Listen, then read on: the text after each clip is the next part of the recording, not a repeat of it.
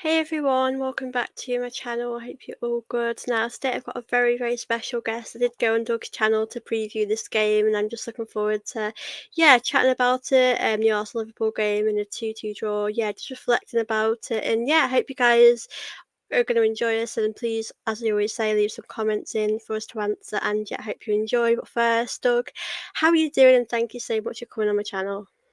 Yeah, I'm good. Thank you, Soph. And obviously, thank you very much for having me. And obviously, thank you for obviously coming on the my channel for the preview. So it's a pleasure to return the favour. So thank you very much for having me. Oh, you're very welcome, and I'm just really honoured to have come onto your channel, and I'm really happy, for you to be on here. And big up, Kate here to come on your Gunners. Big up yourself. Big up to those that are watching as well. And I thought we could chat a bit about the game, and speak about the season as well for both of us. But obviously, it ended in a 2-2 draw, and I know when we previewed the game for Arsenal, a draw wasn't really the most ideal result for us. But for Liverpool, would you say that it's a more positive result? Like, how did you feel when the game ended? Like, were you happy or were you a bit frustrated that you didn't win? I think the term "getting away with one" kind of gets to us. I thought we were very lucky to get away with anything. If I'm being honest, I don't think that we played well at all. I think as well, I think you had the better of the first half. I think we had the better of the second half. So probably in fairness, probably a draw is probably a fair result in the end. But a draw at the Emirates is not too bad. I know people are obviously saying that it's probably like a missed opportunity, with the injuries that you guys have had. But last season we lost there 3-1, so I'm pretty happy with a draw. And I think as well, I think the substitutions kind of changed the game. Obviously when you lost L to injury, and obviously Timber had to come off. I think the kind of changes sort of changed the game slightly. I think if Gabriel or Timber are actually on the pitch, I'm not sure that second goal happens for us. But no, very happy to get away with a point. And I think it's a really hard place to go to, the Emirates. I think it's one of the main fortresses that Arsenal have been doing this season, and over the last season as well. So, not very happy to get away with a point. And I don't think it's too bad a result. I think it's probably a better result for us than it is you, though. Yeah, I mean, I think for you guys, like Chris says here, last season we did really well to beat you guys, and a draw is a really good result considering how competitive it is at the top of Arsenal and Liverpool. But I just want to say big up to Zane, hope you're good, big up to Victor. Slots already improved our results from last season at the Emirates and Old Trafford. Yeah, I think this game was going to be big. I mean, considering obviously how competitive the title race is, and new manager coming in, I think he did a really good job. I think I kind of get that it's a fair result. It's a tough one because I think defensively both could have done better on both of the goals. I mean, the equaliser, I think we could have done better defending, but I also think with Saliba out, it was always going to be a tough kind of game. But it was obviously a shame of Gabriel. I mean, it's so hard to say would we have conceded that goal if he was on the pitch. I mean, I still think you guys were really going for that point. I mean, I felt like the second half Arsenal parked the bus a bit, and we were sort of playing like we had 10 men on the pitch. Was a bit disappointing for me. Like in the second half, did you expect Arsenal to go for it a bit more, or did you expect maybe Liverpool to come out? Because you don't want to really be losing 2-1, and for me, I did expect Liverpool to want to get that goal back. I was very surprised how you set up in that second half. It was almost like you wanted to sort of defend your lead. And we've known already this season that can be sort of a disadvantage. Obviously, I know obviously you're down to 10 men against Manchester City, but I think what you've got to say is that we kind of set up to attack in that second half, whereas you guys seem to set out and defend and then catch us on the counter. And I don't think it quite worked, to say the very least. And obviously you can't talk with injuries. Gabriel going off, I think, is a big blow. Hopefully that's not too serious. And obviously Timber coming back as well. Obviously he having to go off as well. And then two youngsters, obviously Miles Skelly I think came on, and obviously Ethan and Wari. It's so hard to pronounce his name. Yeah. don't ask me for pronunciations anyway.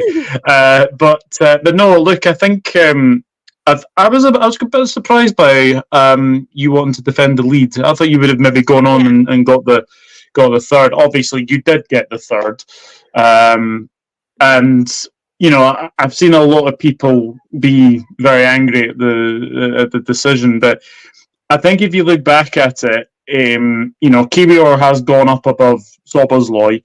There is another bit in the passage of play which I think is handball, so it might have been interesting if VAR got involved, and I think maybe Havertz maybe gets penalised for the handball. But I was very, very surprised how you set up for that second half, because I thought you would have been the team that was definitely on the ascendancy. I thought you would have been the team that would have gone on and maybe got the third, but it just wasn't to be.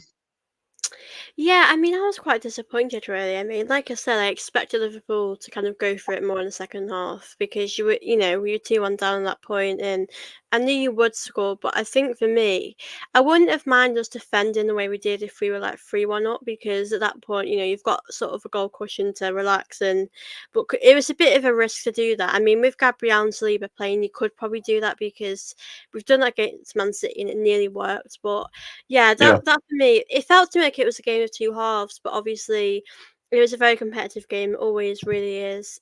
Chris says, I would have taken a point before the game. I'm just gonna ignore so-called Liverpool fans who are negative about it. I don't think you can be negative about a draw, really, can you, for Liverpool? No, absolutely not. It's a game as well where you look at that game and if you go to Anfield, you would probably take a point. You would take a point before the game.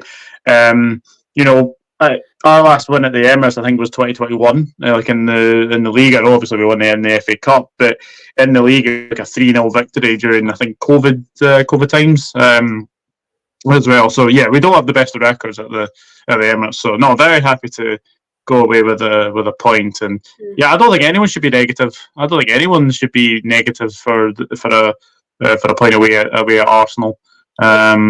And as Chris says, Slot has definitely improved our Old Trafford and Emirates results, definitely. Yeah. I think for Arsenal, like if we'd have beat Bournemouth and we got a draw, it would have felt like a better result. But I think because we've lost to Bournemouth, you can't really afford to lose too many games or drop points. But I think like you said, it's probably a fair result. I mean, I know you mentioned before about, do you know what, the goal at the end? It's an interesting one because for me, before that happened, I was thinking like the referee didn't have the best game and he made a few. It's interesting because I know there was a few penalty incidents for me, but in my opinion, like Arsenal, like you said, the first half were pretty good, and I felt we had, Martinelli had enough chances to win this game, and it's sometimes the same old story with that. If you don't take your chances, you're not going to win. So, what did you sort of make of that penalty incident and the goal that got ruled out? So it was a weird one because I did see the referee sort of blow his whistle before, but it's the argument that if there was a foul in that build-up play. Yeah, the penalty. I've seen that a couple of times, and it's an interesting one. I actually think Konate wins the ball. I think it's Konate that actually wins the ball that sort of puts the ball away. Before obviously Trent, goes in for that chance. I've got to say, I thought Konate, barring a couple of mistakes in that game, I thought he was imperious on Sunday. I thought he was really, really good. He had a really good game. And I think as well, he's a player that I've been kind of keeping my eyes on because, obviously he was a player that started the season on the bench. It was a young Kwanzaa, obviously started the season at Ipswich. So it was always a case of one of Kwanzaa or Konate would start the season. But I think Konate has obviously buckled down and, just concentrated on his football. And I think he's been really, really good. I've got to give a mention to Darwin Núñez as well. He didn't have a lot of chances at the weekend, but his defensive work, obviously setting up Salah for the second goal was really, really good. And again, I think the midfield battle was very, very interesting. You obviously had Declan Rice, you obviously had Mikel Merino, but obviously we had Ryan Gravenberch, Alexis McAllister, who I don't think had a pretty good. But I think once you saw sort of Szoboszlai coming on, it kind of changed the dynamic of the midfield a little bit. I felt we were getting a bit overrun in the midfield from your midfield three. But look, it's a very very interesting talking point. I mean, the third goal, like I've said a couple of times that I think if you're an Arsenal fan, you're disappointed that it's obviously gone against you. If you're a Liverpool supporter, I think you can kind of see it in two ways. Kiwior is gone above Sobersley. Anthony Taylor's standing right there. I do agree with you. I don't think Anthony Taylor had the best of games. There was a foul that he gave on Gravenberch where he basically kicked the ball off Trossard's face and gave a foul. So yeah, just goes to show that he didn't have the best of games. But I've been saying this for ages, Soph, and I don't know if you agree with me, but the refereeing in England is at an all-time low. Yeah, they've always been quite poor, but recently it's been just as bad. Like I mean, I think to me, like, yes, we can have an argument about that goal at the end, but I honestly felt, like I said, Arsenal could have, scored more in that first half when we were doing really well in our attack, and we haven't. And that's sort of the argument where we need to make, where Arsenal probably do need a striker. And I think as well, what really annoyed me was when you guys scored, Arteta only then made the substitutes, and I think it would have been nice to see some, fresh legs come on, because at that point, I mean, Saka's not really had too much training, and he's come back in. I know he did score a really good goal, which we'll speak about, but these sort of players, Timber as well. I mean, Timber's actually okay. I think he was just tired, and with Gabriel, it looks like it's not as bad as what it looks. So obviously that's good news. But I think with the team, I think it was quite a tough game, because I think some of our players had just come back from injuries and they've just had to really come in, because we don't really have much of a choice. And with Kiwior as well, he's had to.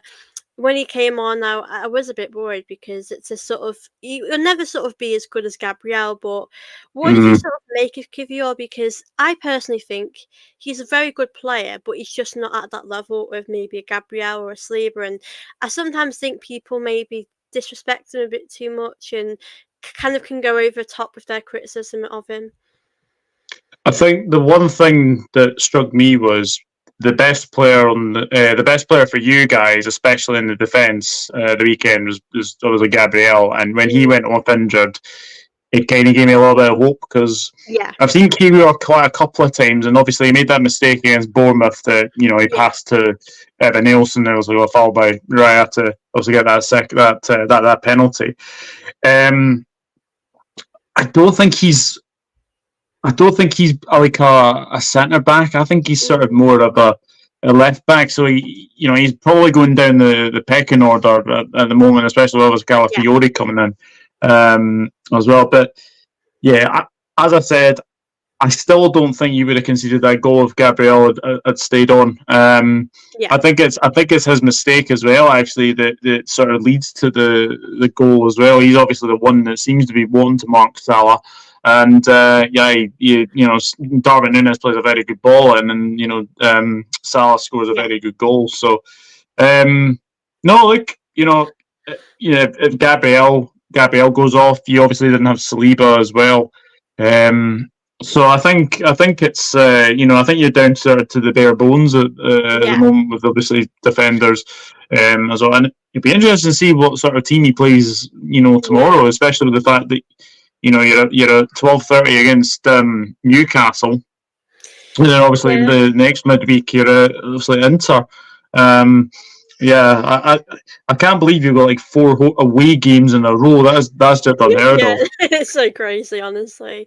Well, I know. I mean, the Preston one, to be honest with you, expect to see a lot of changes in that. But I mean, Saliba's going to be fit, which is obviously nice. But we've got the Newcastle one's going to be tough. I mean, Odegaard's going to be back, but I don't think he'll be back just for that. I think probably a bit long after. But I think it's just the attacks was good in the first half. I just wish we'd still continue it in the second half. But yeah, I mean, a draw isn't the worst result. I wanted to answer this. I mean, this has been an interesting topic recently about Ten Hag going. I mean, we all hoped he would stay, but he hasn't.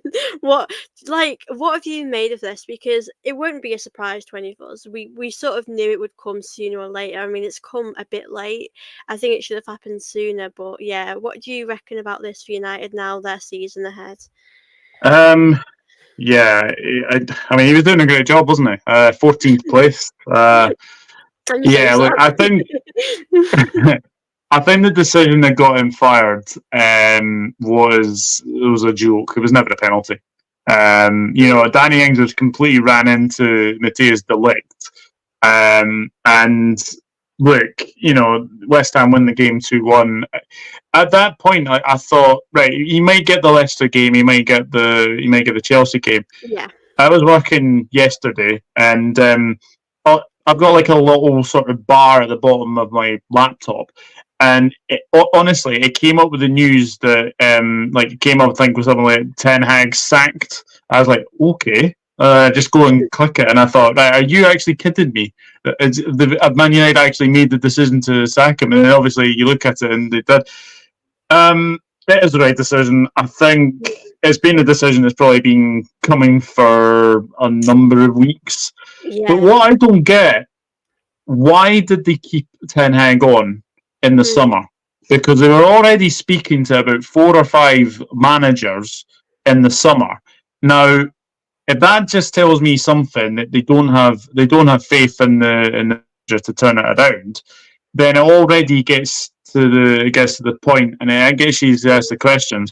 Why did Ineos give him an extension? I know they won the FA Cup, and I know obviously they won the League Cup. Look, well done to Ten Hag for doing that. But the stats don't lie. They had 23 or 24 times that they lost 3 or 4 goals.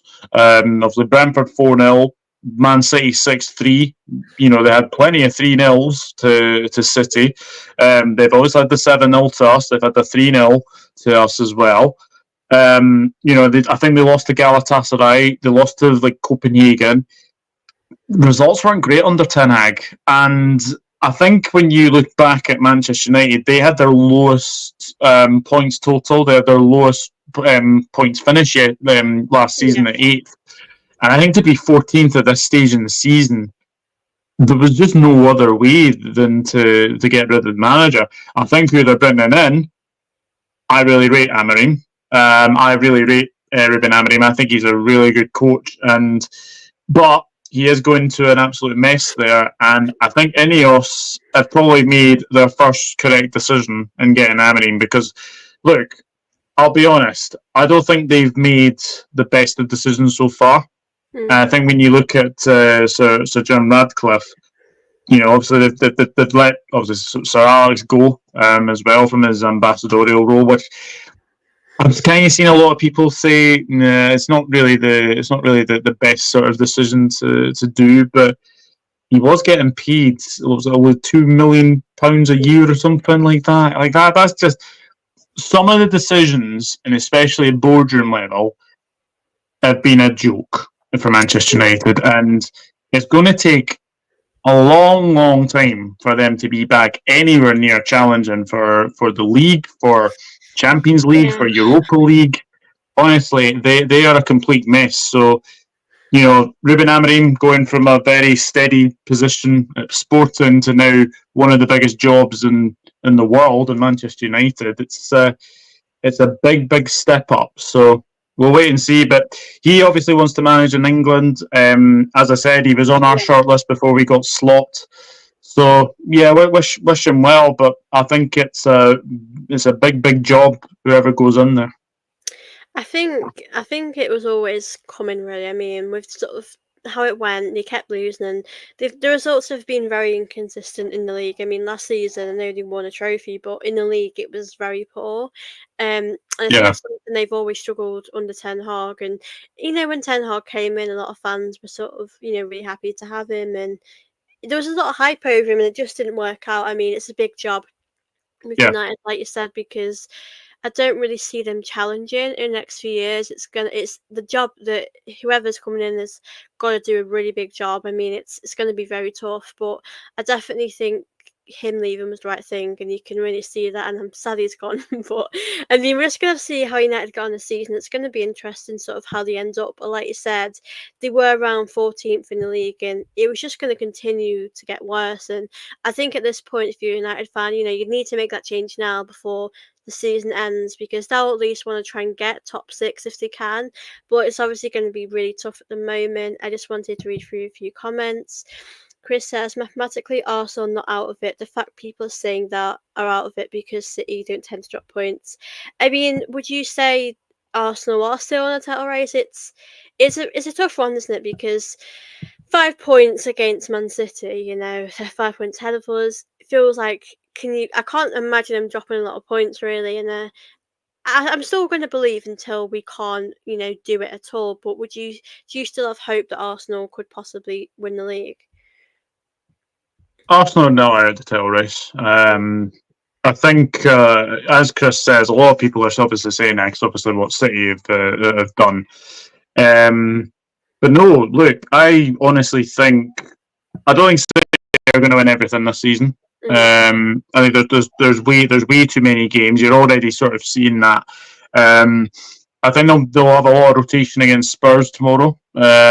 Spurs are another one who are needing a win from somewhere. So if City do rotate, then you might look at that game and think, okay, maybe Spurs go and beat City. But no, Arsenal are out in the title race, but they have a real tough run then coming up. Yeah. Obviously Newcastle away, Chelsea away, but I look at that Newcastle game and Newcastle aren't the best at the moment.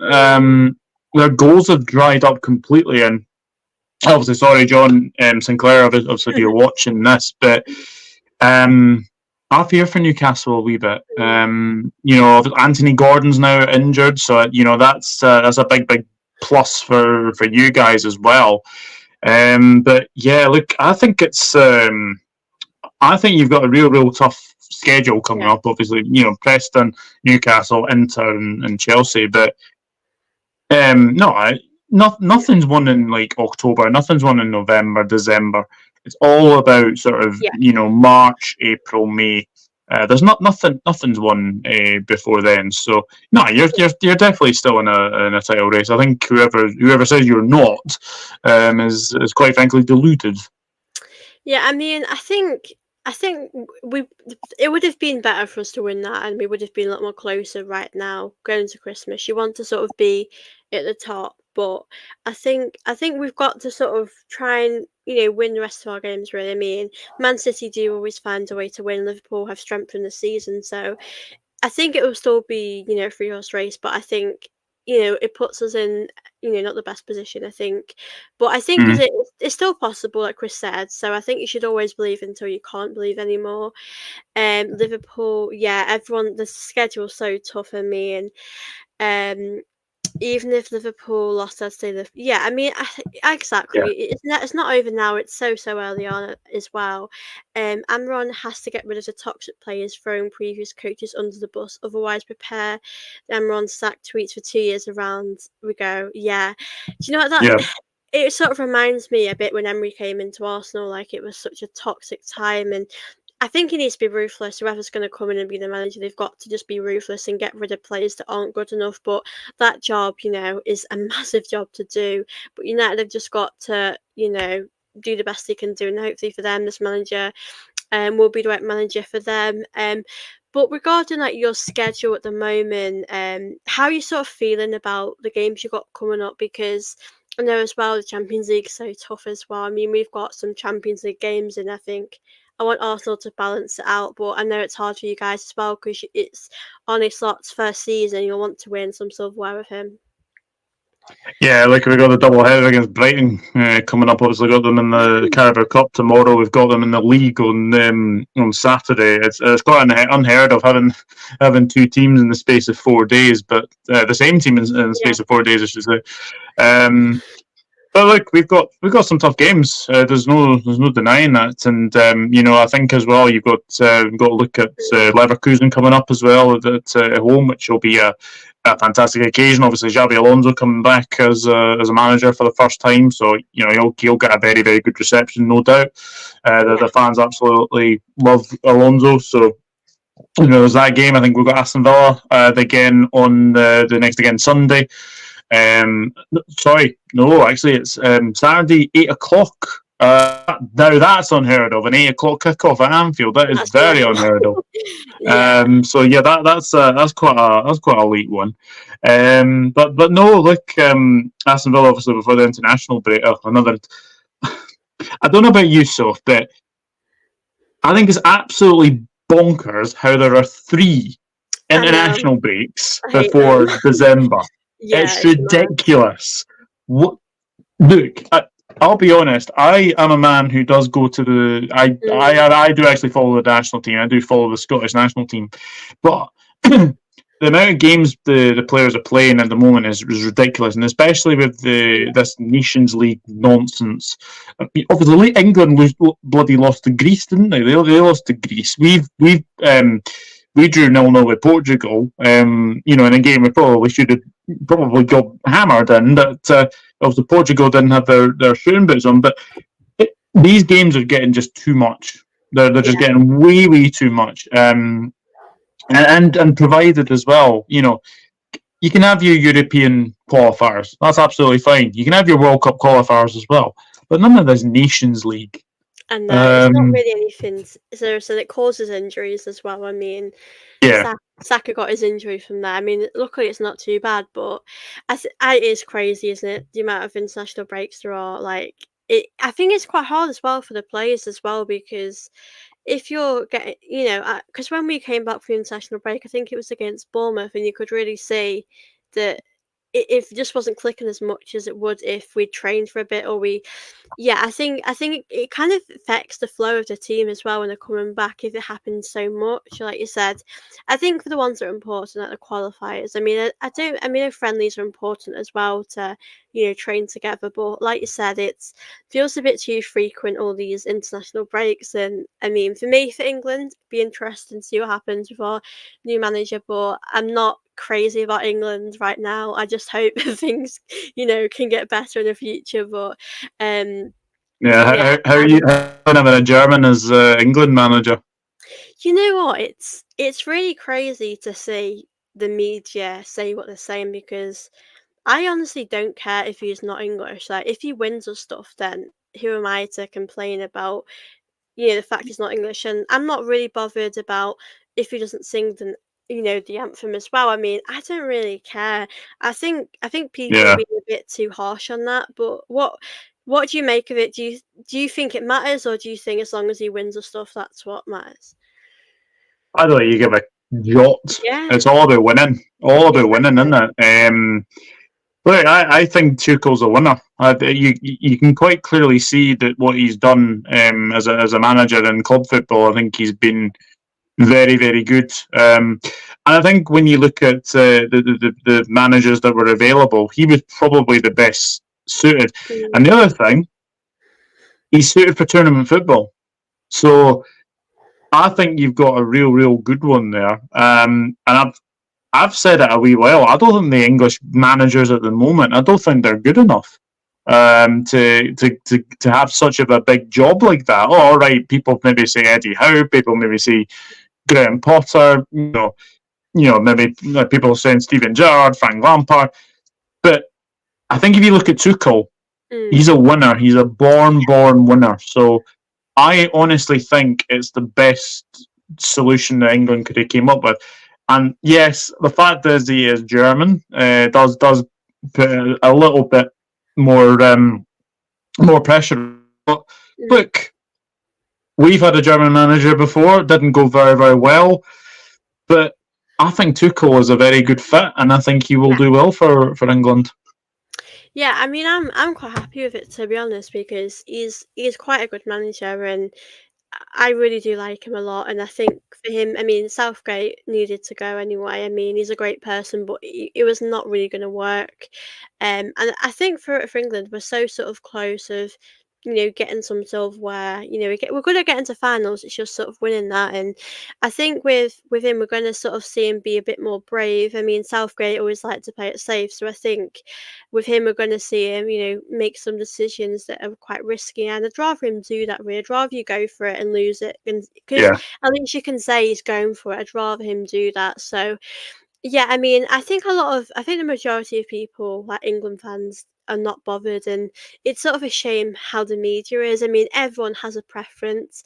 Maybe it's nice for them to be English so they sort of know what it's like, Mhm. but he'll want to win anyway, so I don't really see a problem with it. And I think people need to be a bit more understanding, but I think the media is more them being a bit more sort of against it, which is a really shame. Says the best man for England job was not English enough said. Tuchel was the best realistic option. Media are hypocrites, a royal family in Germany, and they say nothing. Yeah, exactly. I think the media, I think what they've been is an absolute disgrace. And a good comment here actually, being to two Champions League finals as well. And Mhm. I've got got a lot of confidence in him and me, and I think it'd be interesting to sort of see the squads he picks, all of that. I mean, Ben White's another one. I do sort of wonder, I'd love to see him play under him, but I'm not too fussed if he doesn't want to play for England. I'm Yeah. not going to argue that. I mean, do you think Ben White would come back to England? I mean, I felt to me he didn't really want to play under Southgate, and I get that. But do you think now we've got a new manager, things might change? Um. Like he's obviously made his decision to not play under Southgate, which I fully understand. I think when you look at what happened when he was obviously named in the squad, and then something happened that he obviously left the camp because of the personal reasons, and then I think something came out of the fact that he didn't want to play for Southgate. And look, the one thing, I think everyone has summed it up. The English media is toxic, Yeah, very very toxic. So yeah, I think Ben White, if he was to come back, I do think he would have a bit of a struggle to get back in, yeah, because I think he's probably a bit more of a sort of a centre back than he is as a right back. Well, I think he's been fantastic at right yeah, back for yeah, Arsenal. So I think he would have a bit of a struggle to get back in, but it's another option for you. yeah. Yeah, I mean, to be honest, like you said, I mean, he can sort of play in different positions, he does right back at the moment. I mean, when he was a centre back for Arsenal, I was sort of worried about, oh God, how is he going to do it right back? But it seems quite natural to him. It seems quite like a comfortable Mm. position. So, but I also think, I'm not too fussed because I kind of see it as he'll be fit playing for Arsenal. And I think with the schedule as well for Arsenal, the Champions League, all these competitions, maybe he wants time off to spend with his family. So I kind Yeah, of see both sides. So I'm not. I think I kind of get that for footballers if they don't want to play for their club, because you want to have time to rest as well. But yeah, I completely agree with the media. Most people outside of England root against England, cause a lot of the. Yeah, it's. I think with media, I mean anything that's sort of negative will create some sort of reaction. So I think that's possibly what it's down to. But I think a lot of people aren't bothered, which is obviously nice because like I said, whoever, if he can win us stuff, then that's obviously yeah, going to be great. It didn't work out with Southgate, um, but obviously things do move on. It's not even still football, just get over the line. Yeah, I mean, yeah, I know for England, we didn't really play the best football, but we obviously were getting the results, which was obviously important. And if we'd won that, I would have, said fair play to Southgate. We didn't play the most exciting football, but if you're able to get over the line as well, that's obviously important. Um, Benny is so much more than a centre back. I can only see him playing as right back for club or country long term. Possibly he doesn't fit. Yeah, I mean that's another thing. Like, what would he be like under Tuchel? Like his style of play. Like I do wonder how it would fit. I mean, what do you mm. think? Like, I just don't know. Yeah. It's a difficult one. You'll obviously have like his favourites at Chelsea that he had as when he was manager there, but I think he'll do an alright job. Obviously, Tuchel does like to sort of a play like this. Was it 4-3-2-1 almost? It sort of reverse into a 4-3-3. So he was very good at that. He obviously won the Champions League with Chelsea. He was Champions League runner-up with PSG. So he is suited for tournament football. I think it's a very, very good appointment for England. But as we all say, the English media is very, very toxic at the best of times. And I think the reaction to when he was appointed, I thought was an absolute joke. Yeah. It's I think it's been pretty bad, to be honest with you, and sure, a nice comment here from Phil, and I honestly agree. I prefer my football to be fan led through podcasts and blogs rather than media.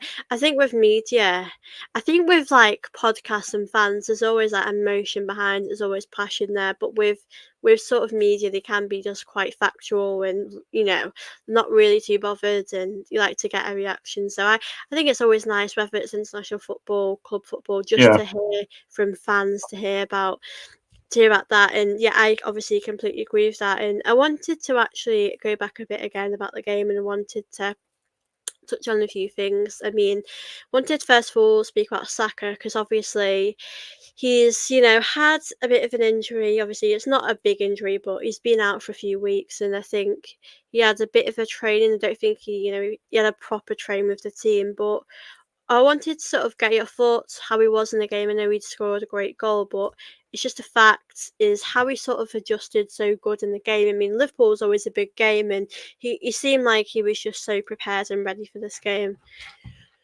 Yeah, well, I said to you, didn't I, that not to believe Arteta's mind games, and obviously that came to fruition when the team sheet came out, and obviously both Timber and Saka were in there. I thought he had a pretty good game. I think we did keep him sort of quiet in that second half. I think it was sort of the lack of creativity in the second half. I think he kind of tired towards the end as well. But I think when you look at what Saka did for that goal, it was a very, very good pass from Ben White. I think Robertson should have a bit better as well for the Saka goal. Yeah. I've seen people say Van Dijk should have done better. It's a really, really good ball from Ben White, but it does sort of cut the defence open. And Saka still got a lot to do, and what he did was very, very good. And I'm not blaming Kelleher for that, because yes, it is sort of near post, but it's so high into the roof of the net that he couldn't save it. So that was a very good goal. But I think he was always going to be subbed in this game, considering that he's only just been back 24 hours up before that game anyway. So very good goal, very good performance. But I think he kind of tired towards the end. Yeah, I mean, I think for the game, like I think we spoke about it as well, how he's such an important player, and we did expect him to start. Really, I mean, I know Arteta said he's available, and I think if he's available, Arteta's really going to play him, and I think that was a great decision to see him get minutes as well. Big up the chat as well. Need to read out. Big up Harry. Thank you so much. Appreciate it. Big up Phil. Big up all of you who are watching this as well. I really appreciate all of you. So thank you all so much for watching as well. But with Saka, I think it's obviously great to see him ready. But with Timber, we sort of didn't know if he would start. Were you surprised to see him in the starting lineup, or did you think he was going to start? Still on the solo with Saka, really. I kind of expected expected Saka to. So I expected Saka to start. I wasn't so sure if Timber would start, but he obviously did. But I think you kind of seen towards the end of the game that he was kind of tiring as well. And again, he's only been back for 24 hours as well. So it will definitely take a lot out on the players that game as well. And it was high intensity. And I think when you look at the game as a whole, it was a really good game of football. I think it was. It was as I said, a tale of two halves. I think you had the better of the first half. I think we had the better of the second half. Yeah. But no, I think Timber's another one. I think you've got to keep wrapped in cotton wool, especially with his injuries, especially last season when he got that really serious ACL. So he's just coming back, and I think it will take him a bit of time to sort of get up to speed. Whereas Saka, I think the one thing I worry is that he gets overplayed too much from the manager, and I think when you look at that, that's a bit of a concern sort of going forward with Saka. But no, I think I expected Saka to be in the lineup. I didn't expect Timber to be in the lineup.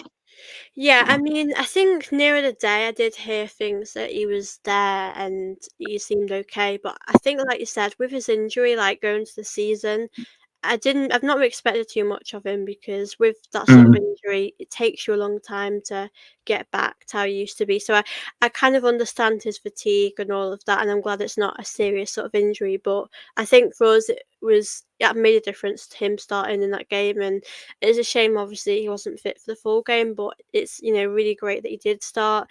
Big up Thomasin and big up you guys. Now we won't win the league. This manager is a bottle job and he needs to deliver. Otherwise, time to go. I think with Arteta, it's a tough one, isn't it? Because it's great to be at the point where we're competing with you guys, Man City, and we're competing for the league. But do you think Arteta can get us over that line? Because if this season passes and we haven't won something, I think my patience will be a bit thin, and I'll be thinking to myself, can he get us over that line? Because, I like Arteta, and I think he's done an incredible job, but I know trophies are so important for managers and their success. Well, I think all the points totals that he's done, there's been progression every single season. I think when you look at what you've done last season, obviously, excuse me, obviously the last couple of games that you lost, obviously that Villa game, the Villa game was a killer.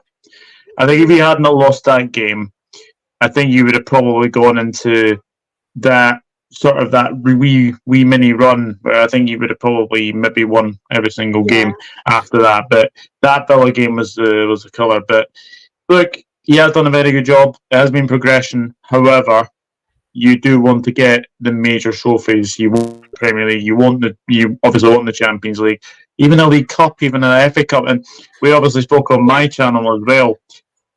He has a tendency to sort of give up the cups almost. Yeah. So I think this season, I think he will probably look at that and think, right, we've got to give it a real good go in the Carabao Cup. We've got to give a really good go in the FA Cup. Just a trophy. A trophy would be very, very good for Arsenal. So, but if he doesn't deliver, then I think there's serious questions need to be asked. Yeah, I completely agree because I know we had this conversation on your channel about sort of. Yeah. Do you know, even if the season ended, we won a League Cup and we came really close. I'd be hopeful about that. I mean, I think an FA Cup's a lot bigger, so I think that'd probably mean more. But I think with the League Cup, I think Arsenal have got a great opportunity, to win it. But I think we've just got to get over that line and win something this season, like you said. Yeah. Because, I'll probably, if we don't at the end of the season, I probably would have questions about that because I know we've got a lot of injuries, and I reckon more injuries will happen along the way. But I like the fact Arteta's not really using that as an excuse, and we're sort of, we're dealing with what the players that we have right now. Big up him. Is City definitely finished at this club? I mean, Zinchenko for me, we don't really see anymore. Do you think his time's done? Do you think that it's a tough one because at one point we needed him if he was injured? We'd be really missed him, but now I just think he's a bit of a liability defensively. I mean, I did not want to see. I mean, the midfield's an interesting one because we've never really played in there, and it might work. But I just think defensively, if we played against you guys, I feel like we'd get ripped at the back. we've seen what happened at Anfield when Salah completely Yeah, rinsed them to score that very good goal at Anfield. Zinchenko's a really funny one for me. I think he's better as a midfielder. If I'm being yeah. honest, I think he is. I think he's much better as a left midfielder. I've never thought of him as a left back, to be honest. So it's a very interesting one with Zinchenko. If I'm being honest, Mm, he's kind of gone down the pecking order a wee bit. yeah. Um, so yeah, I think Zinchenko. I think you might have to cut your losses Yeah. maybe in January, maybe in the summer. Yeah, I think he should have really gone in the summer, but I think if you're gonna get rid of players, you have to replace them. And I mean, Tierney's another one. He's not really. He is technically an Arsenal player, but he's not really playing. So I think we have to keep players in. But yeah, I think that game against Liverpool, I just realised I can't go through that again with him there. It's just it's sad because I really like him going forward. He's a great player to Yeah. watch, but like you said, defensively, it's just not working. A good question here for you from Phil. Um, did you ever rate Sterling, and do you think he can offer much for Arsenal? Raheem Sterling, that man who seems to be going on a magical mystery tour of every Premier League club that Liverpool want to hate, are basically Liverpool's rivals. Liverpool, City, Chelsea, and now Arsenal.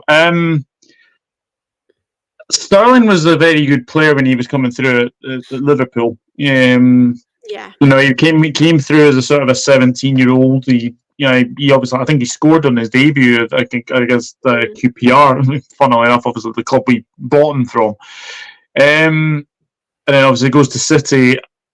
He's a good player, but the one thing you get with Sterling is end product. And I think mm, that's the one thing that very interests me, is that Arsenal have always been about end product. And yeah. so I know Sterling scored twice in the game against Bolton.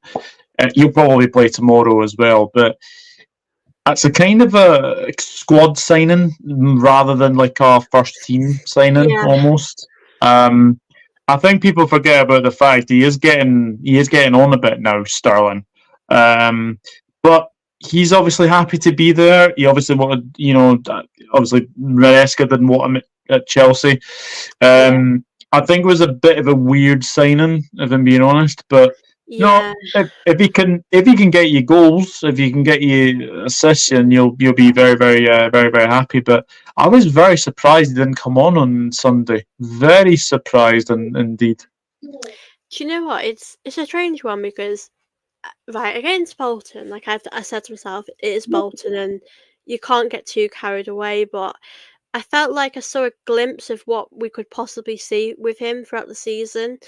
Yeah, Um, I think if I'm being honest, like we've not really seen too much of him. I know he's started a few times, but I think I've been a bit. I don't know what I expected from him, but I've hoped he would do a little bit more. Maybe at least score a goal in the league, or I mm, mean, in the attack at times he's been good, but like you said, in his end product, like that is something that we struggle with, our end product, and it's yeah, interesting to say, why would we sign someone that struggles with that? So, the only thing that I think he could help, I mean, he's really great. I think he holds on to the ball too much when he's sort of dribbling, and I think.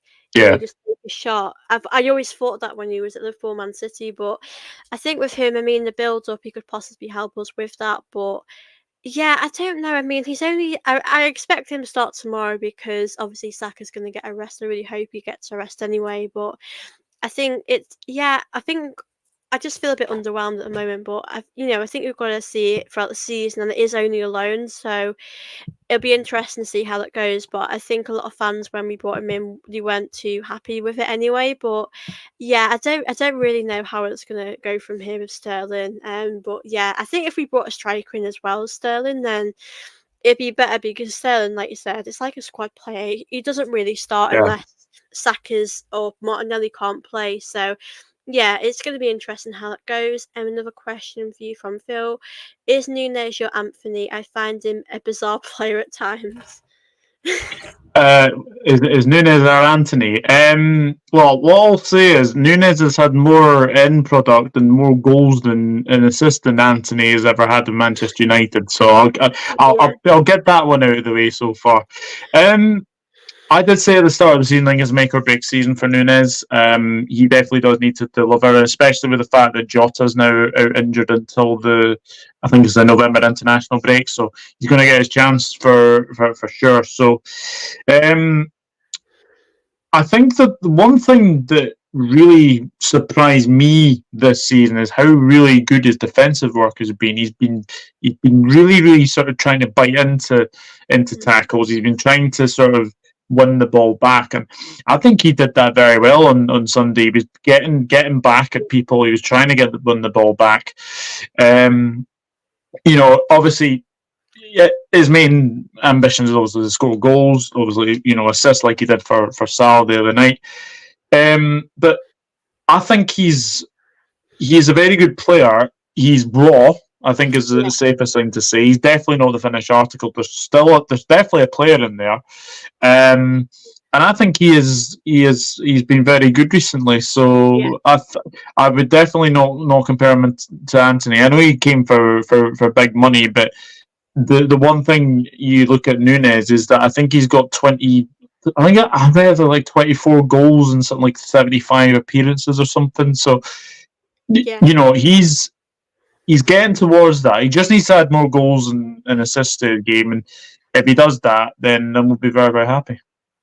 Yeah, I mean, people, players take time to sort of adapt to the league anyway. Sometimes it takes players maybe another season longer to sort of get used to, scoring those goals. Because the Premier League for me is probably the best league in the world, and it's a tough one really to fit in. I mean, it's never really it's hard to sort of be on the level of Mo Salah, but I think as long as he's showing improvements, and I think the goals will definitely come in time. But I think he's a very good player to have, and I do definitely think the season will be a big season, like we said in your channel, for him. But I think as well, I always find the other competition so good. I mean, the Champions League, it's weird, like Jesus is very good in the Champions League, but in the league he's not. It doesn't work as well. So I think it would help, for Nunes as well, if he gets goals in other competitions to help with his confidence. Definitely. Sterling, a bit of a player for me. We're excited by what our youngsters. Yeah, I can't argue with that. I mean, I think with the youngsters, I think it feels different because they've come through like the academy and they love Arsenal. I mean, with Sterling, it's a weird signing, really. It's one that I never really thought I'd see Sterling at Arsenal. I mean, he's been, like you said, all over the place. So we'll have to see how it goes. But before we go, do you want to just tell people a bit about your channel to those that are new here, and where they can find you? Yeah, obviously, my channel is the Dog Football channel on YouTube. I've recently hit 3K, which is absolutely amazing. That was my target at the end of the year, which is even I think to get almost before November is even amazing as well. So yeah, the Dog Football channel on YouTube. I just do a lot of I've kind of sort of gone back a wee bit this season because obviously I was having Nathan, I was on my father now as well. So look, I do more sort of Liverpool content now on my channel, like match previews, match reactions at times as well. I do a lot of shorts as well. I've been doing a lot of YouTube shorts. I would honestly say this: do shorts because they do a lot of good to your channel. I put one on the other day. I think it was it was Roy Keane, and he said someone if you want loyalty, go get yourself a dog. I said that. Yeah, that was hilarious as well. So yeah, the Dog Football channel. I do have a Premier League podcast as well that I do on Spotify. That's called the Totally Premier League podcast as well. That is doing very, very well as well. So yeah, check me out on YouTube. Check me out on Spotify as well, and make sure you do subscribe to Soph because she recently hit 3K as well. I noticed that as well. So congratulations to yourself. Oh, thank you so much, and I'm really happy for you as well to get 3K because I know you've had a lot going on, and it's doing videos, it's kind of hard when you've got work and other things going on. So really happy for you, and please do check out Doug's channel as well. Just for lots of shorts, DSL swimming shorts. That's just a terrible joke. Trust you, Chris. Trust you to bring up a comment like that. Yeah. No, I don't sell swimming shorts. But yeah, big up to everyone as well. It's been so much fun to chat with you all as well, to answer your questions and to chat about Arsenal Liverpool. I know for Arsenal and you guys, we wanted to win, but it's just been nice to reflect on it, and hopefully we both have a good season. It's definitely going to be an exciting one. But please do check out Doug's channel as well. Please do like this video if you haven't already. Do subscribe if you are new, and I'll see you in my next video. Bye guys.